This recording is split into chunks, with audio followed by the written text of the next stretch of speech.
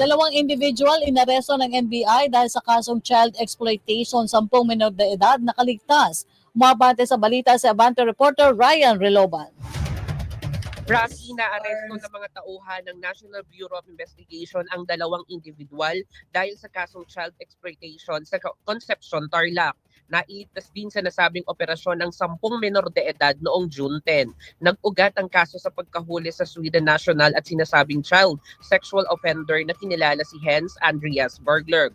Sa hiwalay na investigasyon ng NBI matapos ang referral mula sa Homeland Security Investigation, isa pa nasangkot sa pagbibenta ng mga live stream webcam shows na naglalaman ng sexual na pang-aabuso sa mga bata ang kasabwat umano ni Berlan. Mahaharap sila sa kaukulang kaso kabilang na ang paglabag sa Anti-Trafficking in Persons Act at Special Protection of Children Against Abuse, Exploitation and Discrimination, habang ang mga bata na nasa GIP ay nasa pangangalaga na ng DSWD. Sasailalim sa inquest proceedings ang nasabing mga suspect. Ako, si Ryan Reloban ng Abante Radyo. Ito ang balitang mabilis, mabangis at walang